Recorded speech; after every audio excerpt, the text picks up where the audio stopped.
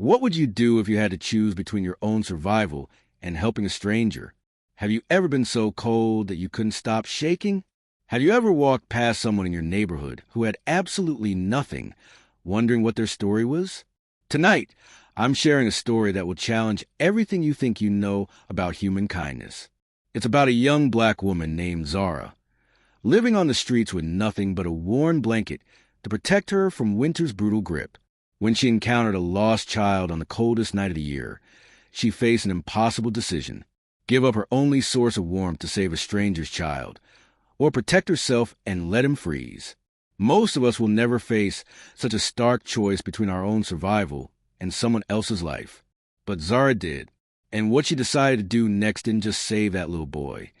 It set in motion events that would transform her entire world in ways she never could have imagined.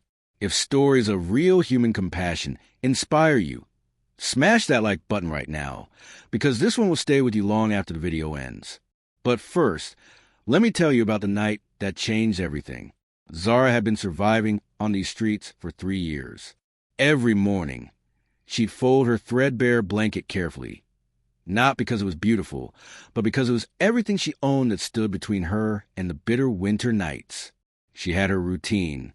Check the dumpster behind Murphy's Deli at sunrise for day-old bread. Fill her water bottle at the public fountain near the courthouse. Find a quiet corner where she could sit without being shooed away by security guards or business owners who saw her as nothing more than a problem to solve. The blanket had been her grandmother's once, faded blue with tiny yellow flowers that had lost most of their color from countless nights outdoors. When Zara lost her family in a house fire that consumed everything, this blanket was the only thing she managed to grab. It smelled like smoke for months afterward, but now it just smelled like survival. Most people looked right through her, but Zara still said good morning to the shop owners who pretended not to hear her. She still shared her breadcrumbs with the stray tabby cat that visited her usual spot behind the old bank building. She still smiled at children who waved at her before their parents pulled them away. The weather forecast that evening called for temperatures to drop below freezing. Zara knew what that meant. Another night wrapped tight in her grandmother's blanket, finding whatever shelter she could under building overhangs or bus stops, counting the hours until sunrise brought relief. She had no idea that this particular night would test every ounce of compassion she had left in her weary heart. Around 9 p.m., as Zara was settling into her usual spot behind the old bank, she heard something that made her freeze. Soft crying coming from the park across the street. She looked up to see a small boy, maybe 6 or 7 years old, sitting alone on a bench. His tiny frame was shaking, and his thin jacket looked like it belonged to someone much smaller. His sneakers had holes in them, and he kept rubbing his hands together, trying to create warmth that just wasn't there. Zara's heart clenched. She recognized that kind of desperation. The way your body betrays you when the cold seeps into your bones, when you can't stop your teeth from chattering no matter how hard you try. The boy looked around frantically, calling out, "Mama, Mama," but the street remained empty. No concerned parent came running. No warm car pulled up to collect him. Just silence and the harsh wind that seemed to cut right through his inadequate clothing. Drop a comment below if you've ever witnessed an act of kindness that changed everything, because what happened next will restore your faith in humanity. Zara stood up slowly, her own blanket wrapped around her shoulders. She could feel the night's temperature dropping by the minute. Every instinct told her to stay put, to preserve her own warmth, to survive another night. But looking at that frightened child, she knew she couldn't just watch him freeze. Zara crossed the street without hesitation. "Hey there, sweetie," she said gently, crouching down to the boy's eye level. "What's your name?" "Marcus," he whispered through chattering teeth.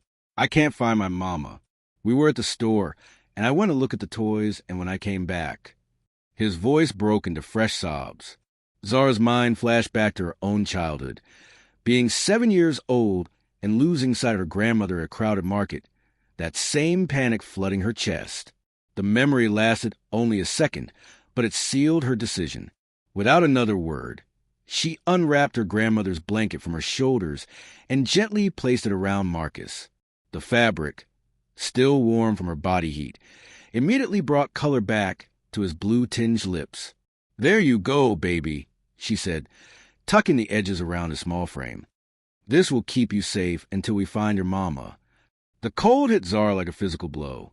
Her T-shirt and worn jeans offered no protection against the freezing air that seemed to slice right through her. But Marcus stopped shivering. His grateful brown eyes looked up at her like she was an angel. "Thank you," he whispered, clutching the blanket tight. Zara sat beside him on the bench, wrapping her arms around herself. "We're going to wait right here together, okay? Someone will come looking for you." 20 minutes later, a frantic woman came running down the street, calling Marcus's name. The reunion was everything. Tears, desperate hugs, overwhelming relief. Marcus's mother thanked Zara over and over, but when she tried to return the blanket, Zara shook her head. "Keep it tonight," she said. "Bring it back tomorrow if you can find me." They disappeared into the night, leaving Zara alone on that bench. The temperature had dropped another 10 degrees. She had no shelter planned, no backup warmth, nothing between her and what would become the longest, coldest night of her life. But she never felt more human.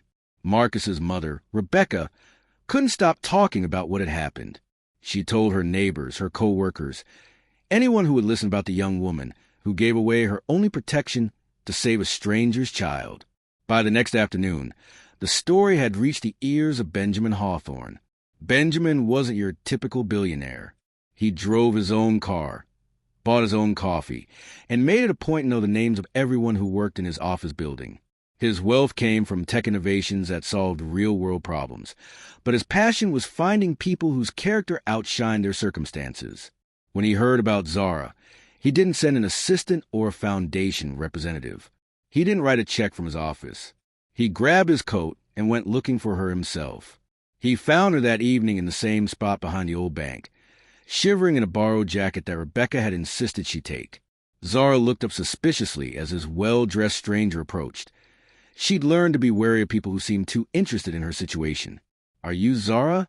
Benjamin asked gently, keeping his distance to avoid seeming threatening. She nodded, pulling the jacket tighter around herself. "My name is Benjamin. I heard about what you did last night for Marcus." He sat down on the ground beside her, not caring about his expensive suit. "That was the most beautiful thing I've heard in years."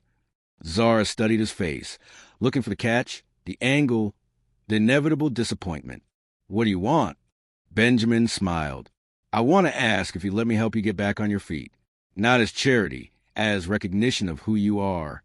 6 months later, Zara enrolled in community college, studying social work from her own apartment, a modest one-bedroom that felt like a palace after years on the streets.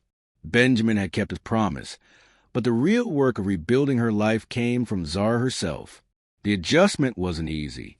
She'd wake up some nights in a panic, forgetting where she was, reaching for a blanket that was no longer her only protection against the world. Learning to trust that food would be available tomorrow, that the lights wouldn't be shut off, that she had a right to take up space.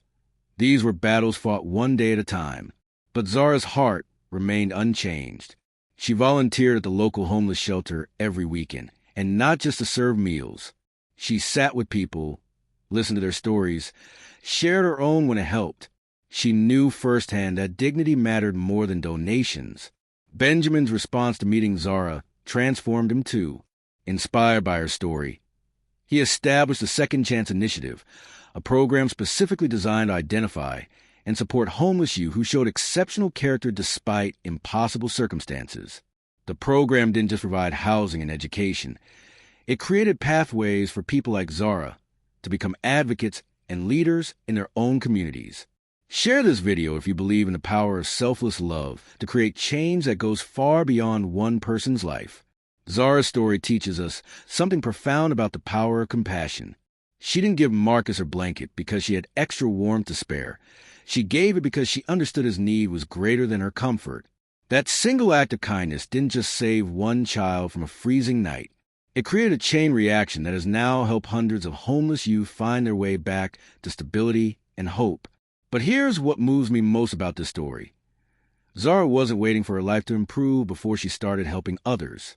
She gave from her poverty, love from her pain, and chose humanity over self-preservation when it mattered most.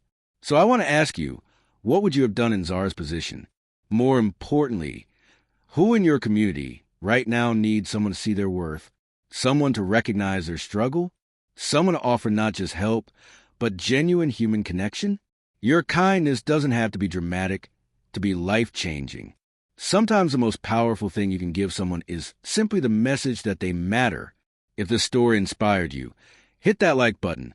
Subscribe for more stories of real people making real change. And tell me in the comment about a time when someone's unexpected kindness made all the difference in your life.